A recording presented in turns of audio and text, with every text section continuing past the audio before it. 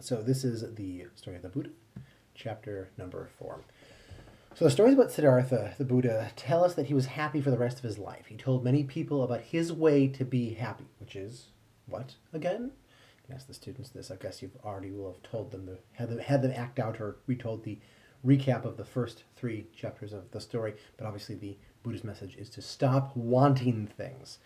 So he told lots of people all around the area about his way to be happy. Some of them thought that his way wouldn't work, that actually you should want things, that wanting things is really fun and we like to want things.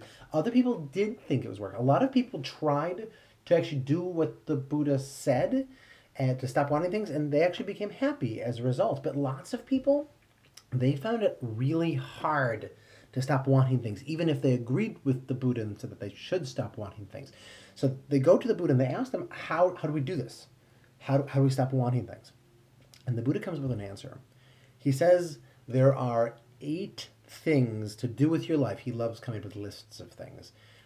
8 things to do with your life. And if you do each of these 8 things, then you'll stop wanting things. Later on, his students would call these the Eightfold Path, or the Noble Eightfold Path. They are, in no particular order except for the order in which the Buddha gave them: right vision, right emotion, right speech, right action, right livelihood, right effort, right mindfulness, and right meditation.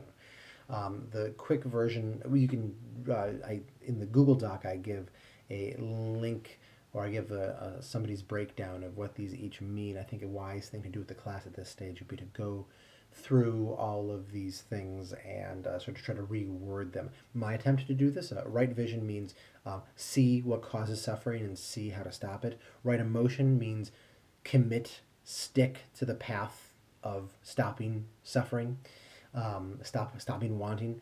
Right speech means make your words all good. Right action means be good. Right livelihood means have a job that helps people. You can talk with the kids about it, whether there are any sorts of jobs that are just not good for people to have. Right effort means think kind thoughts. Right mindfulness means pay attention to what people around you need. And right meditation means train your brain to be good. This is where meditation, obviously, Buddhist meditation comes in. Although note that Buddhist meditation is only really one small piece of a much larger thing. In fact, it wasn't until about 120, 130 years ago that Buddhists in general meditated. Up until that point, this is a historical point, you don't need to tell the kids. It was only the thing that a few monks did. It was only when the British came in and started doing bad things in India and I guess Tibet that some of the Buddhist monks said, "Oh my gosh, we're going to die out. Our monasteries are going to be closed, and so we need to teach this meditation to the people." And that's when meditation became a general Buddhist thing. But for 2 millennia, it hasn't been. So that's one of the ways in which American Buddhism is not really indicative of historic Buddhism. But ignoring that, sorry, that's aside. So ask the kids to summarize all of those, maybe kind of like I just did. This is sort of the basic Buddhist code of ethics. Okay, so back to the story. Buddhist students find that it's easier to do all of these things if they live together in a group to help each other. And so they form these buildings, these communities. We call them now monasteries. They form these monasteries for people to just try to live out how the Buddha told them to live. These monasteries actually lasted for hundreds and thousands of years. I believe that some of them are even still around now, though I might be wrong about that. They lasted for a really long time. We definitely have many of them that are around now. We call the people who lived in these monasteries monastics, or just sometimes monks. Okay, so about 200 years after the Buddha, after he dies, and he dies happy. He eats some poisoned food, but he's not angry. He just accepts death happily, smiles, and dies, and that's the end of his story. Or it's not, depending on who you are. Sorry, I'm going away from the story. But 200 years after the Buddha, there's another king, another young prince who becomes king. His name is King Ashoka.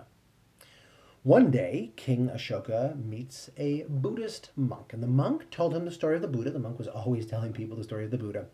And he told the king about the Noble Eightfold Path. And the king hears, and he's very interested, and he hears it, and what does he say? He says, oh my gosh, that path, that whole vision of life is so stupid. It's boring. It's pathetic because it makes no sense to me as a king. There's no way you could possibly be king and be kind to people. These things, they don't go together. The point of a king is he has to do things that are unkind sometimes. And that was the end of that story. Except it kind of wasn't. Because later, weeks or months or years later, I don't know, King Ashoka, he wants to make his nation, his empire, even bigger. So he started fighting yet another war against the country that's right next to his. And it's this really big war. And I am happy to report that King Ashoka's side won. And they didn't just like win by a little bit, like they trounced the other people. They destroyed them. So you can ask the kids, how do you think King Ashoka felt after his army had won so amazingly and he had made his empire so much larger? They can talk about this. The answer, the historical answer, is that he felt terrible. So many people were killed. He saw them killed. And even a lot of the people who survived were horribly hurt. If they're older kids, you can imagine how people can be hurt in a war that mostly consists of people with knives, long knives, and sticks that they throw and shoot at one another. How people, the survivors, would look after that. It's not inappropriate if the students are mature enough to go into the gore of this, because that's sort of the point of this. King Ashoka remembered meeting that Buddhist monk however long before, and he thought, oh my gosh, that monk, the Buddha was right. I wanted to make my country bigger, and people got hurt. Wanting things hurts people. And so King Ashoka decided to follow the Buddha's way to be happy.